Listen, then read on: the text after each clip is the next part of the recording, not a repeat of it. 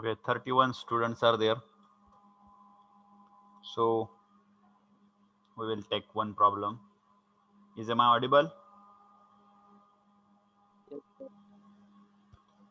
Hello? आवाज ऐकू येतोय का माझा? Yes, sir. Yes, sir. Okay. We will take a problem on another solid.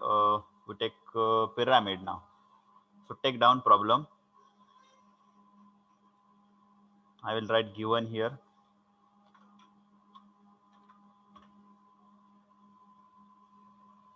A square pyramid. A square pyramid of a base side. A square pyramid of base side 30 millimeter,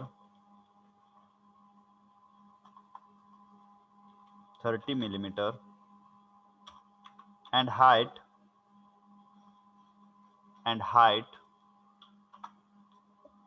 60 millimeter. Side 30 millimeter and height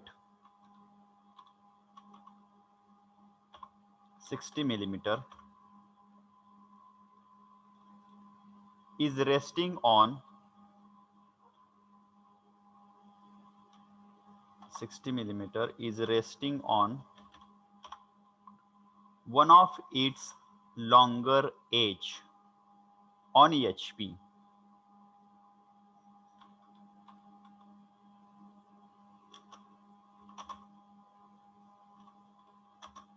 On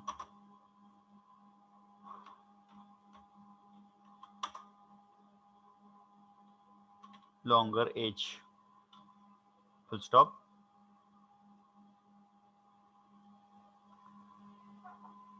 The longer edge makes an angle of the longer edge makes an angle of 35 degree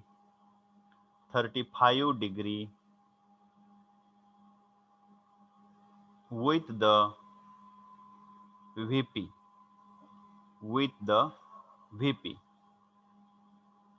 when apex is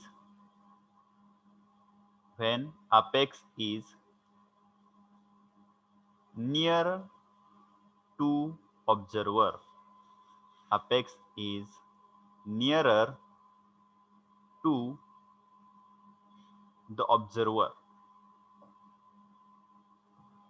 Full stop. Draw its projections.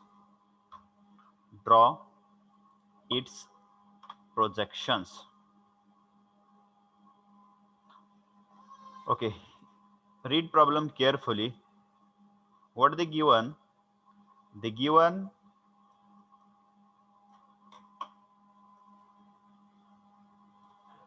phi is equal to VP बरोबरचा angle किती आहे? 35. Okay, 35 degree.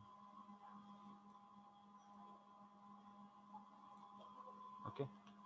आता याच्यामध्ये तुम्ही लगेच confuse होणार आहात.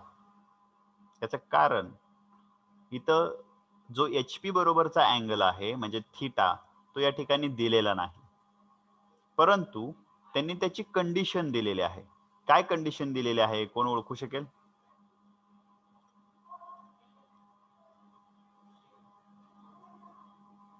Apex is nearer to the observer. Okay. Apex is near observer he third stage मध्ये आहे. पण सेकंड स्टेज मध्ये काय आहे? आता बघा मी इथं पहिल्यांदा सॉलिड काढतो. समजणं जास्त महत्वाचं आहे. आता बघा हे काय झालंय यार कर्सरला. ओके.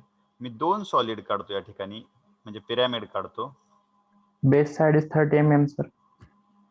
हा बेस साइड 30 mm दिलेली आहे.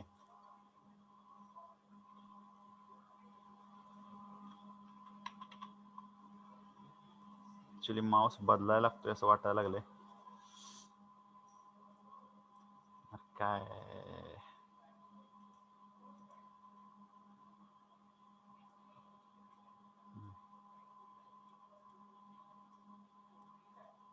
हॉरिझॉन्टल लाईनच येत नाही काय हा ठीक आहे. If it is square pyramid आणि हा जर असा ठेवला, ओके, त्याचा व्ह्यूज काढतो थोडक्यात मी, फ्रंट व्ह्यू, आणि तुमच्या लक्षात येईल काय दिलेलं आहे ऍक्च्युली. ठीक आहे. याचा जर फ्रंट व्ह्यू काढला मी तर मला हा असा पिरॅमिड मिळेल. पिरॅमिडला अपेक्स असतो, बरोबर आहे. सॉलिडचे इंट्रोडक्शन करताना मी तुम्हाला सांगितलं होतं हा अपेक्स आहे सपोज. ठीक आहे. जर आता बघा, लक्ष द्या, महत्वाचं सांगतोय मी. जर हा पिरॅमिड असा टिल्ट केला, कुठपर्यंत टिल्ट केला, हा एचपी ला टच होईपर्यंत, याच्यावरती टच होईपर्यंत एचपी वरती जर मी टिल्ट केला तर त्याचा कोणता पोर्शन एचपी ला टच होईल? कोणता होईल? Longer side. काय होईल? सरफेस टच होईल, बरोबर आहे का? बरोबर आहे का? बघा, लक्षात येते का? हा जर पिरॅमिड आहे, याला असा मी रोटेट केला की हा एचपी वरती रेस्ट होईल, तर हा जो ट्रायंग्युलर सरफेस आहे इथं, हा दिसतोय तो टॉप व्ह्यू मध्ये, बरोबर आहे, तो इथं काय होईल? रेस्ट होईल. हे समजतंय का? सांगा आधी. Yes sir. ठीक आहे. हे समजलं? म्हणजे kept on a triangular surface असं जर म्हटलं तर आपल्याला असा ठेवावा लागेल. आता इथे काय म्हणते? केप्ट ऑन अ, जर मी हाच पिरॅमिड जर असा ठेवला, हे बघा बरं का, हे सगळं आपल्यालाच विचार करावा लागतो, ते काय प्रॉब्लेम मध्ये देत नाहीत असं, त्यांनी फक्त म्हणजे हिंट दिलेले असते, त्या हिंट वरून आपल्याला पुढे जायचं असतं. हाच पिरॅमिड आहे, तो मी असाही ठेवू शकतो. Okay, I will connect this one. कोण आहे ते अनोटेशन करायला लागले? इरेज करा ते.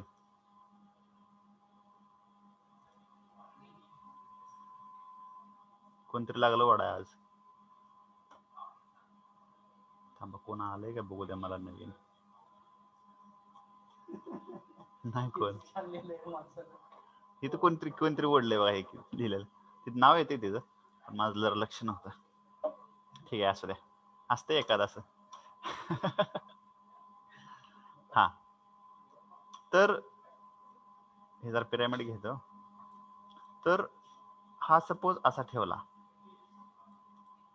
ओके, आणि हा या ठिकाणी, ओके, हा पिरॅमिड असा आहे.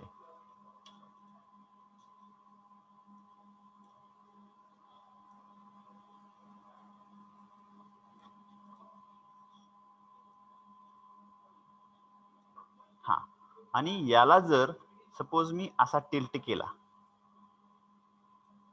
याला जर असा टिल्ट केला, म्हणजे पूर्ण जोपर्यंत तो या एचपी वरती रेस्ट होत नाही तोपर्यंत मी त्याला जर टिल्ट केलं तर हा कशावरती रेस्ट होईल? Longer side. लॉंगर साइड वरती नाही, लॉंगर एज वरती होईल. ओके, तुम्ही साइड म्हणताय, ठीक आहे, पण ऍक्च्युअली ती एज आहे. एज म्हणजे कॉर्नर, असा कोपरा. ओके, मग इथं कसा दिलेला आहे? आपल्याला काय दिलेलं आहे इथं? ही लॉंगर एजच दिले ना. Yes yes sir. हा, म्हणजे आपल्याला या दोन्ही पैकी कोणतं आपल्याला कंडिशन घ्यावी लागेल? फर्स्ट स्टेज मध्ये सेकंड. सेकंड. सेकंड स्टेज घ्यावी लागेल. आता आलं लक्षात तुमच्या काय दिलंय त्यांनी? Yes Yes. हा, Yes, आणि sir. सेकंड स्टेज मध्ये काय करायचं आहे? हा पूर्णपणे आपल्याला याच्यावरती टिल्ट करायचा आहे. त्याच्यामुळे इथं एचपी बरोबर केलेला अँगल दिलेला नाही. आणि थर्ड स्टेज मध्ये जसंच्या तसं, म्हणजे ही जी एज आहे, या एजचा व्हीपी बरोबरचा अँगल दिलेला आहे. आता तो अँगल ट्रू दिलेला आहे, तो अँगल ट्रू दिलेला आहे, पण मला वाटतं तिथं आपल्याला अपॅरंट अँगल काढावा लागेल. बरोबर आहे का? तुम्हाला काय वाटतंय? अपॅरंट अँगल काढावा लागेल का तिथं? मी काय म्हणते का? काढावं लागेल ना? Yes sir. ओके. म्हणजे असा प्रॉब्लेम तुमच्या डोळ्यासमोर असा इमॅजिनेशन झालं पाहिजे, तर तुम्हाला हा प्रॉब्लेम काढता येईल. ठीक आहे. मी काय करतो आता इथं प्रॉब्लेम काढायला चालू करतो. साइड बाय साइड तुम्ही पण तुमच्याकडे प्रॉब्लेम काढायला चालू करा, ड्रॉ करायला. ठीक आहे. ज्या ठिकाणी तुम्हाला अडचण येईल त्यावेळेला तुम्ही स्क्रीनवर बघू शकता. ओके. कोणाला काही शंका आहे याच्यामध्ये? No sir. हा, No, जवळजवळ sir. मी सगळं तुम्हाला सांगितलेलं आहे. फक्त आता ऍक्च्युअल मध्ये ड्रॉ करताना काय प्रॉब्लेम येत असेल तर तो पण विचारा, काय अडचण नाही.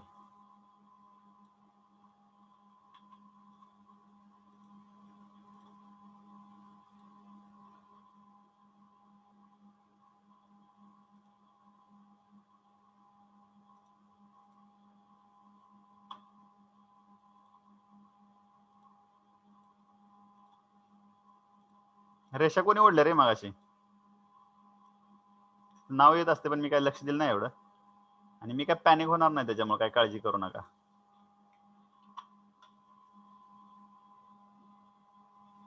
असतात प्रत्येक ह्याच्यात काही असे नग.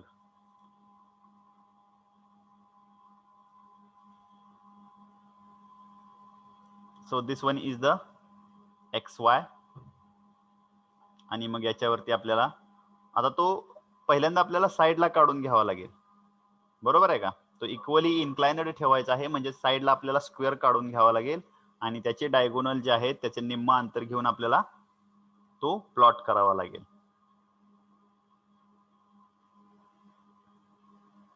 थोडस डिस्टन्स कमी द्या म्हणल्यानंतर मी ते कमी केलेलं आहे. 40चं 30 केलेलं आहे. हाईट पण मी कमी केलेली आहे त्या ठिकाणी. ज्यांच्याकडे छोट्या वह्या आहेत त्यांच्यासाठी पण ते सुटेबल होईल.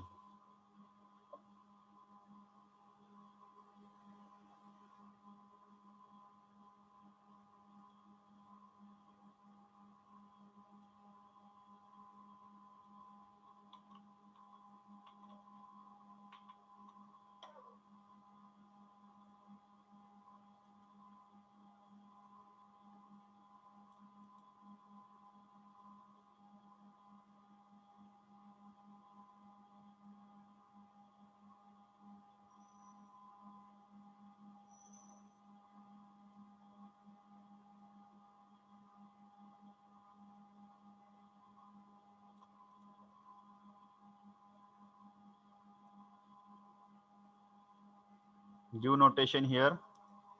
आता याच्यामध्ये एक गोष्ट आहे, मधले जे डायगोनल होते याच्या अगोदर दिसत नव्हते, पण पिरॅमिड मध्ये ते आपल्याला दिसणार आहेत.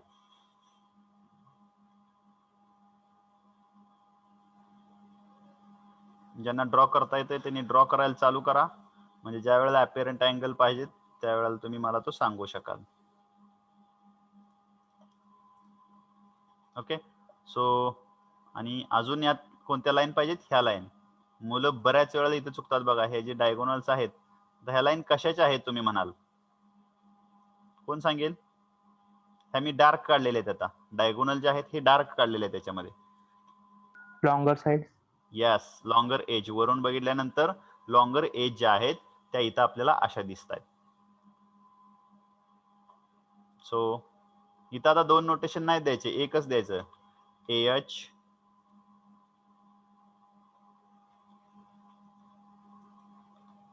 AH, this one is BH, this is CH, and this one is DH. Okay. इथं OO डॅश दिलं तरी चालतं, इथं OO डॅश ऍक्सिस साठी, पण मी देत नाही सध्या. तुम्ही सगळ्यांनी द्यायचं आहे ते. इथून आता कंटिन्युअस वरपर्यंत प्रोजेक्शन न्यायची गरज आहे का याच्यामध्ये? नाही.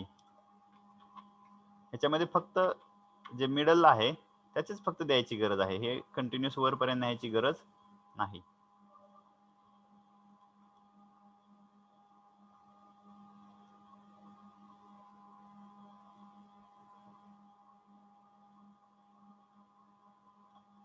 देन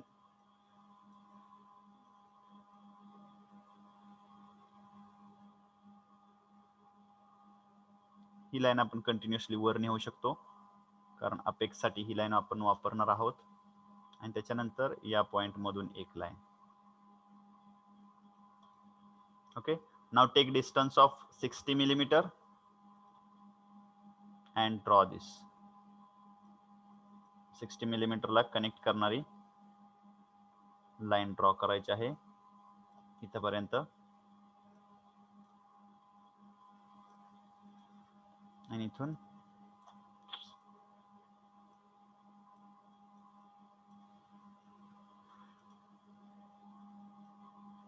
इथपर्यंत. आता ही जी मिडल लाईन आहे ही डार्क काढावी लागेल का अशीच सोडावी लागेल? कशी येईल? कशी येईल ही? डार्क काढायला लागेल का अशीच येईल?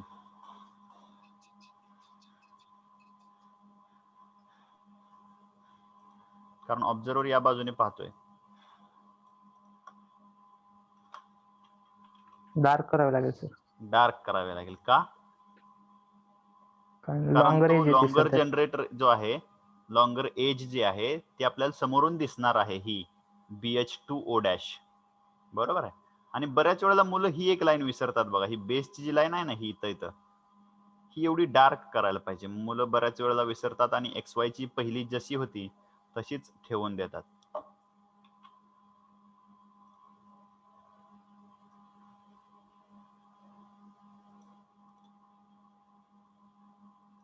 Give notation. Okay, so this one is AF, here it is CF, and this point we have 2 points, that is BF, DF. Okay, and here OO' also. So I will give here now, because apex is there, so it is O, and here we have O'. So this is the first stage. Now in second stage we have to tilt that pyramid totally up to that longer edge will rest on the HP or that XY line. So draw a line. एवढं distance घ्यायचं CF पासून O' पर्यंतचं compass मध्ये, आणि ते इथून ते इथपर्यंत असं प्लॉट करायचं. कंपासने घेतलं तरी सोपं जातं. ओके, त्याच्यानंतर आता हा AF कसा ड्रॉ करायचा? तर CF पासून AF पर्यंतचं डिस्टन्स कंपास मध्ये घ्यायचं. आता हा CF असणार आहे इथं आपला, आणि इथून एक आर्क ड्रॉ करायचा. कळालं मी काय केलं? CF पासून AF चं डिस्टन्स घेतलं, ते या पॉइंट वरती ठेवलं CF च्या, आणि इथून एक आर्क ड्रॉ केला. आता हा O' असणार आहे. मग O' पासून या AF चं डिस्टन्स कंपास मध्ये घ्यायचं आणि याला O' वरती ठेवून याला मार्क करायचं. ओके, नाउ कनेक्ट दिस पॉइंट. मग हा जो पॉइंट मिळाला आपल्याला तो आहे AF. इथून इथपर्यंत आणि इथून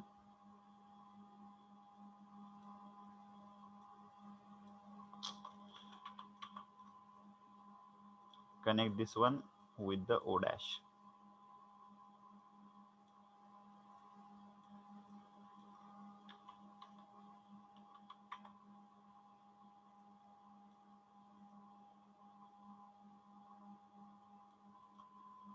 ओके, थोडस लांब झालं असं मला वाटतंय, पण तुम्ही ड्रॉ करताना व्यवस्थित ड्रॉ करा. ह्याच्या मिड पॉइंट पासून CF पासून O पर्यंतचं डिस्टन्स कंपास मध्ये घ्यायचं, ह्याच्यावरती मार्क करायचं, आणि इथून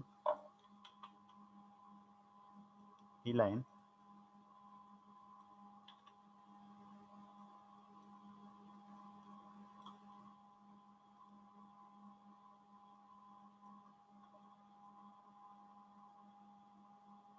याला कनेक्ट करायची.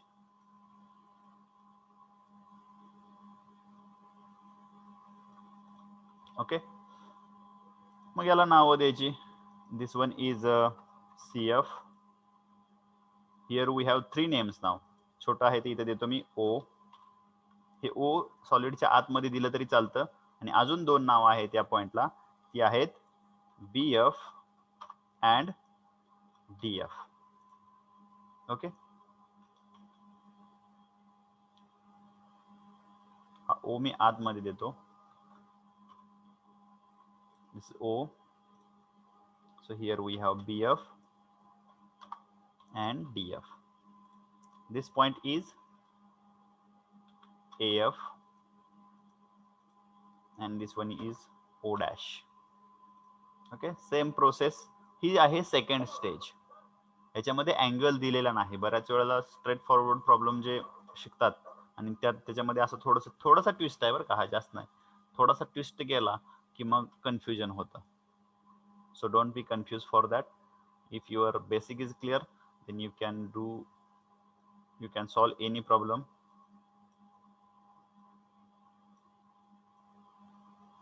Take projection in downward direction. Same process.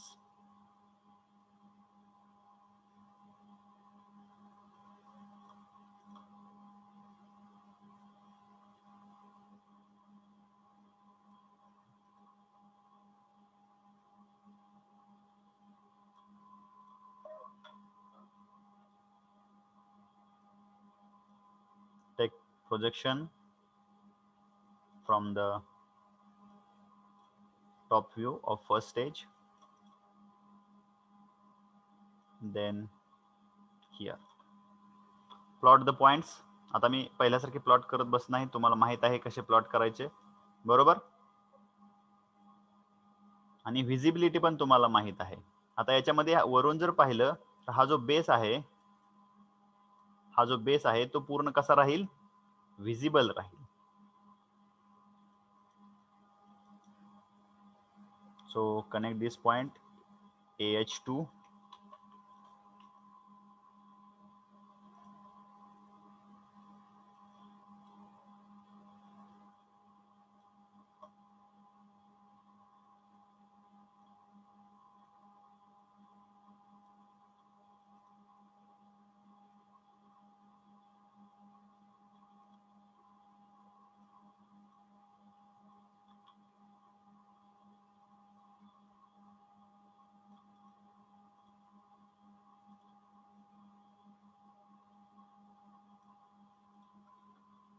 Okay, this is O dash point. So connect this O dash point.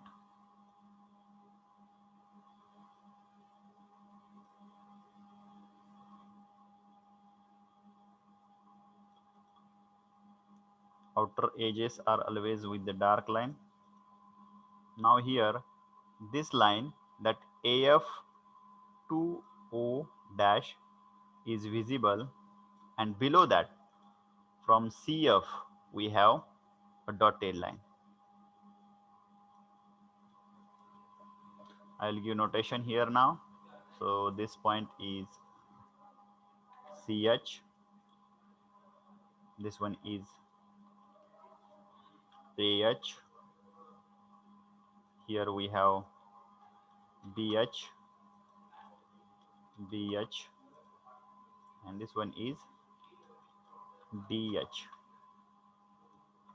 Okay, बघा बरोबर आहे का सगळ्यांचं, असंच आलंय का. Here we have O, and now this one is O dash. So this one is the second stage. Second stage मध्ये त्यांनी दिलेलं आहे की it is kept on HP on its one of the longer edge. इथं जर check केलं तर आपल्या असं लक्षात येईल की तो आता लॉंगर एज वरती रेस्ट झालेला आहे. ती लॉंगर एज कोणती आहे, CF O डॅश. ही जी एज आहे ही लॉंगर एज आहे आणि त्याच्यावरती तो रेस्ट झालेला आहे. आता इथं जर बघितलं आपण तर CF O डॅश ही जेवढी आहे तेवढीच राहिली आहे का कमी झाली आहे, तेवढीच आहे. तेवढीच राहिलेली आहे. आणि दिलेला अँगल जो 35 आहे तो पण ट्रू आहे. म्हणजे इथं आपल्याला अपॅरंट अँगल काढावा लागेल का, नो सर. No. करेक्ट. इथं आपल्याला अपीरंट अँगल काढण्याची गरज नाही. जो अँगल 35 दिलेला आहे तो जसाच्या तसा घ्यायचा आणि त्याच्यावरती CHO डॅश ही लाईन मॅच करायची आणि जसाच्या तसा हा जो सॉलिड आहे हा फिरवायचा. पण फिरवताना दोन प्रकारे हा फिरवता येतो. जरा लक्ष द्या बरं का काढणारे, 2 मिनिटं लक्ष द्या. हा जो अपेक्स आहे हा इकडे पण फिरवला जाऊ शकतो आणि हा इकडे पण फिरवला जाऊ शकतो. बरोबर आहे का? बरोबर आहे.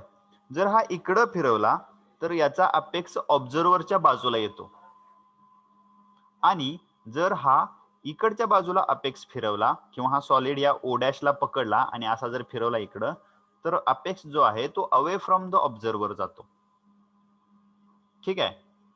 मग ज्या वेळेला दिलेलं नसतं की कुठं फिरवायचं आहे, अवे फ्रॉम द ऑब्झर्वर किंवा नियरर टू ऑब्झर्वर असं जर दिलेलं नसतं तर या दोन्हीही कंडिशन मान्य आहेत. म्हणजे कसंही आपण दोन्हीपैकी कुठेही रोटेट करू शकतो. परंतु आपल्या प्रॉब्लेम मध्ये दिलेलं आहे, काय दिलेलं आहे? Nearer nearer to the observer. Observer. मग आपल्याला हे 1 नंबरचं यूज करावं लागेल का 2 नंबरचं यूज करावं लागेल? 2 नंबर. 2 Second one. नंबर. जे डाऊनवर्ड डायरेक्शनला रोटेट करायचं आहे ते आपल्याला या ठिकाणी यूज करावं लागेल. अपवर्ड डायरेक्शनला रोटेट केलं तरी आपला प्रॉब्लेम बरोबर येणार आहे, पण तो प्रॉब्लेम मध्ये दिलेल्या कंडिशन नुसार चुकीचा असणार आहे. ठीक आहे. त्यामुळं तिथं आपले मार्क कट होतात. ओके. म्हणून आपण आज सध्या डाऊनवर्ड डिरेक्शनला रोटेट करायचं आहे. समजलं? नियरर टू द ऑब्झर्वर आणि away from the observer. Yes sir. Okay. ठीक आहे. काढा मग पुढची स्टेज. 35 चा अँगल घ्या.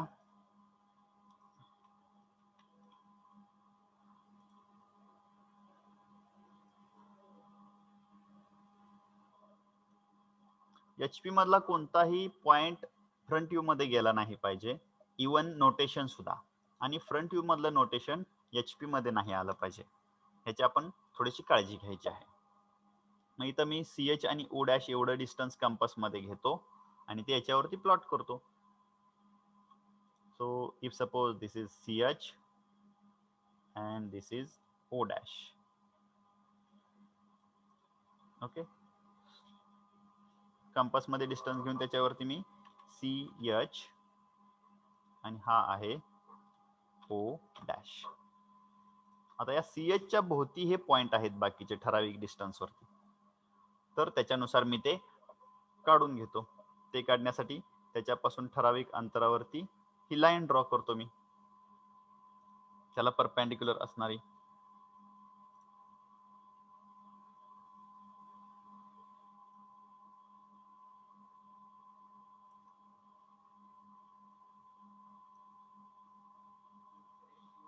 ही लाईन त्याला परपेंडिक्युलर आहे. त्याच्यानंतर त्याच्यापासून पुढं C पासून AH चं डिस्टन्स कंपास मध्ये घेतो आणि इथं मी ते मार्क करतो. इथं मला AH पॉइंट मिळेल. ठीक आहे. मग हे जे पॉइंट आहेत, मग इथं ह्या पॅरलल लाईन काढल्या तरी चालतील किंवा इथून या DH चं आणि BH चं डिस्टन्स कंपास मध्ये घेतलं तरी चालतंय. मी आता एकच लाईन आहे त्यासाठी इकडं आणि इकडं असे 2 डिस्टन्स घेतो. ठीक आहे. आता हे पॉइंट्स मी कनेक्ट करतो आणि त्याला नोटेशन देतो. So connect this all points here, then from this point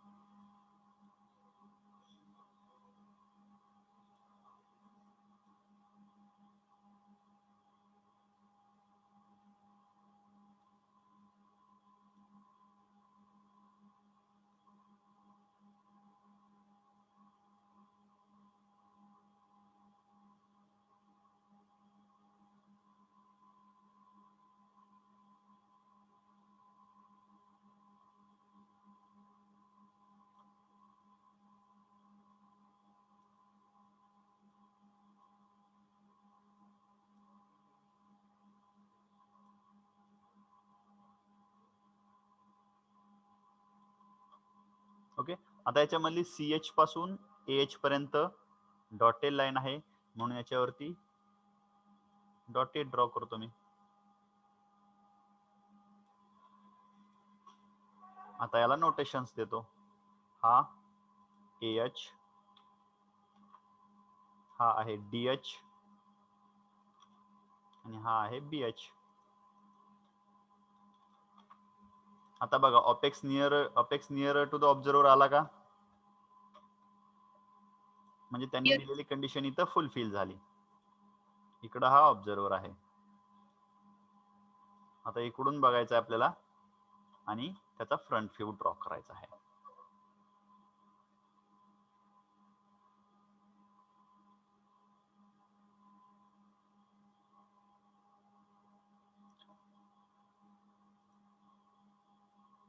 Now take projection in upward direction to draw a front view. प्रत्येक ह्याच्यामधून प्रोजेक्शन घ्या. C आणि B मधून मला वाटतं एकच लाईन जाते. थोड्याफार फरकाने तुमच्याकडे कशी जाते बघा, कारण तुम्ही जो काढलेला व्ह्यू आहे तो ॲक्युरेट व्ह्यू आहे. मी काढलेला जो व्ह्यू आहे तो टेंटेटिव्ह व्ह्यू आहे, म्हणजे जवळपास.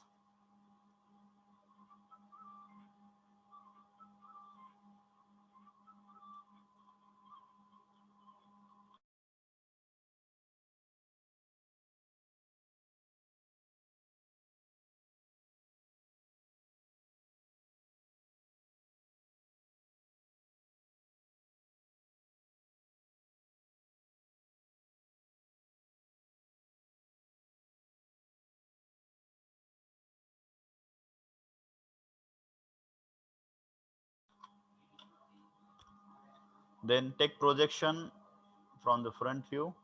पहिल्यांदा बेस साठी घेतो.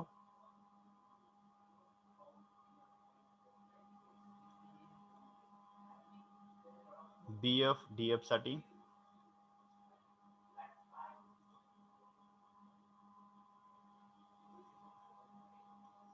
CF साठी ऑलरेडी लाईन आहे त्याच्यामुळे मी ती घेत नाही. आता इथं पॉइंट प्लॉट करतो.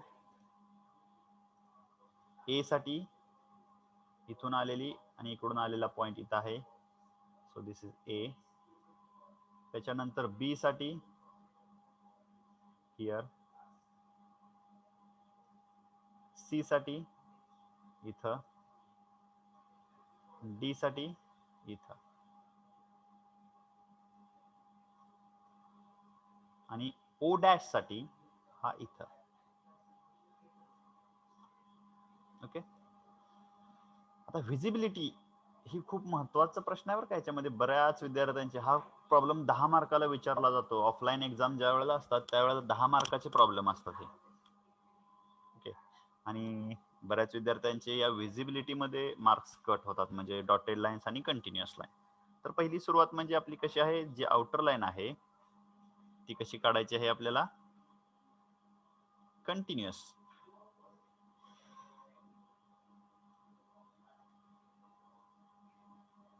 हा O', इथून हा A,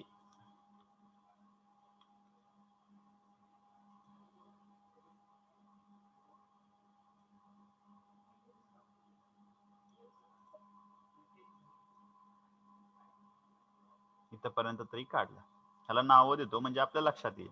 हा जो पॉइंट आहे हा आहे CF, हा आहे BF, BF, B, BF. त्याच्यानंतर हा जो आहे हा आहे AF आणि हा जो आहे मधोमध हा आहे DF and this one is O'. Okay. आता D पॉइंट बरोबर मध्ये आलेला आहे आणि याला जोडणाऱ्या काही रेषा आहेत. ओके. पहिल्यांदा बेसचा विचार करू आपण. आता CF to DF, CF to DF ही व्हिजिबल असेल की इनव्हिजिबल असेल? Invisible. कशी असेल? Invisible. ओके. सगळ्यांना असंच वाटतंय ना?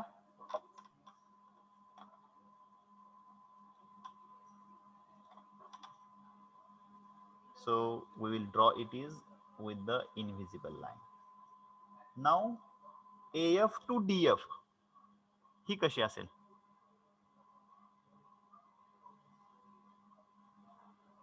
visible, AF टू DF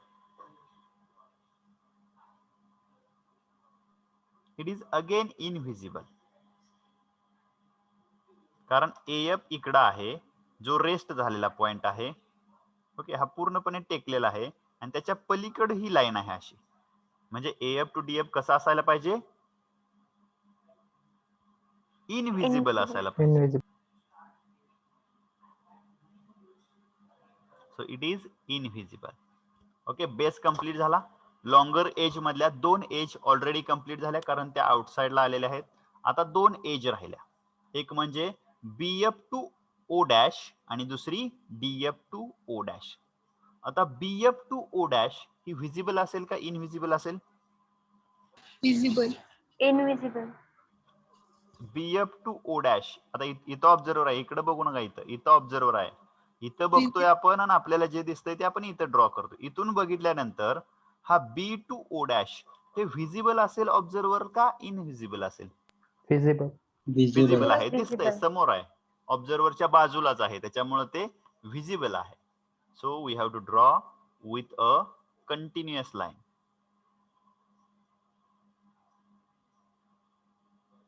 आता एकच लाईन राहिली, ती म्हणजे D टू O डॅश. आता D टू O डॅश ही व्हिजिबल असेल की इनव्हिजिबल असेल? invisible, कशी असेल ही?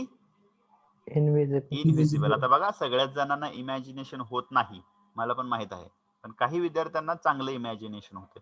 आता D हा point away from the observer आहे.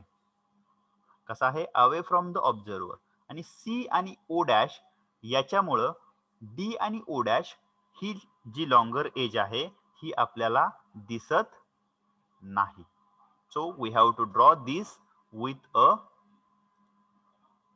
Dotted line or pink line.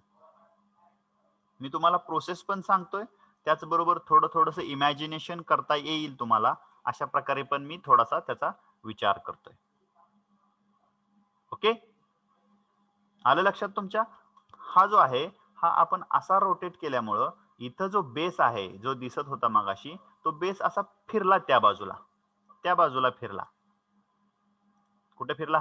हा या बाजूला फिरला असा. हा या बाजूला फिरल्यामुळे तिकडं असणारा जो D पॉइंट आहे इथं, तो पलीकडच्या बाजूला गेला, तो आड बाजूला गेला त्या पूर्ण सॉलिडच्या, पण तो तिथं आहे हे आपल्याला माहित आहे, म्हणून तो आपण डॉटेड लाईनने ड्रॉ करायचा आहे. ओके, आता बघा समोर तुमच्या दिसतंय का तो कसा रेस्ट आहे आणि तो कसा फिरलेला आहे. Is it okay? yes, Yes, sir, sir. कोणाला काही शंका आहे का याच्यामध्ये? No, sir. Okay, then draw it. हे ड्रॉ करा. विथ दिस आपण थांबू हा प्रॉब्लेम झाल्यानंतर.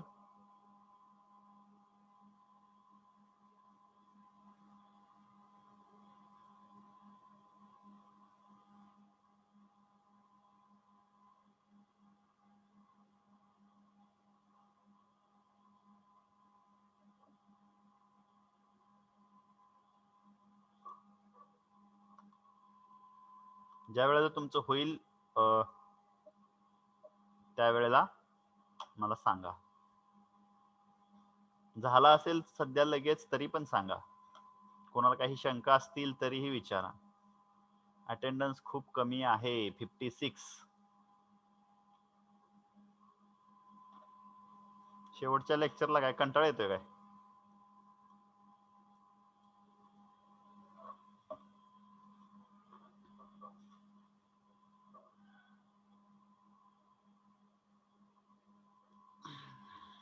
कंटाळा येण्यासारखं काही नाही एवढं.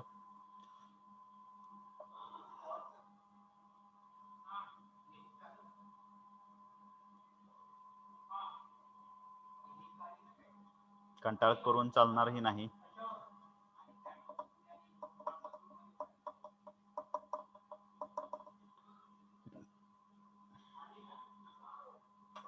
ओके, आपण तोपर्यंत अटेंडन्स घेऊ. मी अटेंडन्सची शीट ओपन करतो.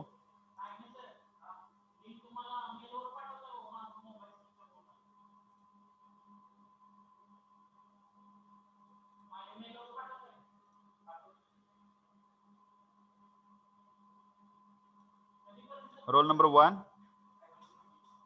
Yes, sir. 2, Yes, sir. 3, Present. 4, Present.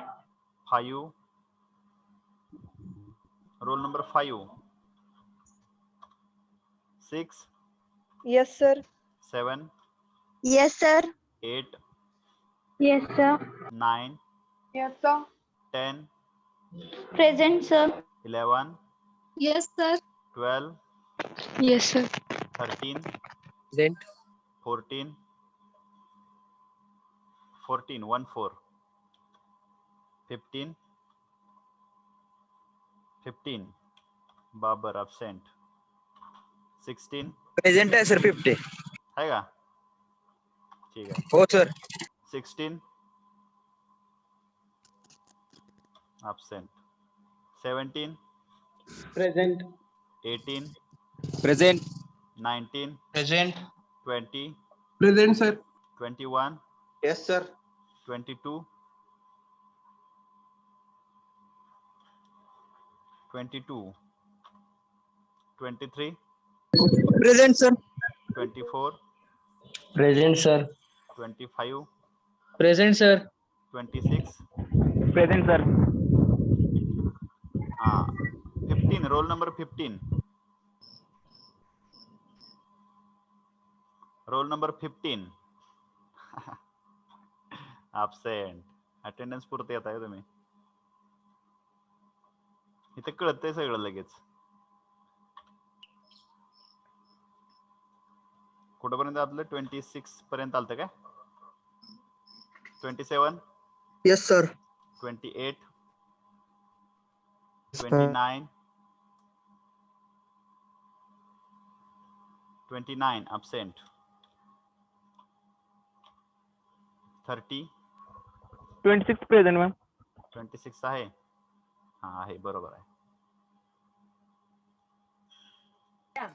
Sir 15 बी आहे. काय आहे की जाय करताय तुम्ही? 16. 16. तुम्ही अटेंडन्स दिली नाही का मग? 16 कुठे आहे? Roll Yes, number sir. 16 Bhosale. हा ते Yes, बघा, sir. 57 स्टुडंट होते, आता 58 झाले. बरं ठीक आहे, बघू तुमचं काय करतो. 30, present. 31, present sir. 32, Present, sir. 33, present sir. 34, 34 absent, 35, 35 absent, 36, yes sir. 37, Present, sir. 38, 38, 39, Present, sir. 40, Yes, sir. 41, 41 absent, 42, okay, 43, 43, 43 होते मगाशी, 44, Yes, sir. 45, आता 59 झाले बरं का. 45 absent, 46, 46 absent, 47,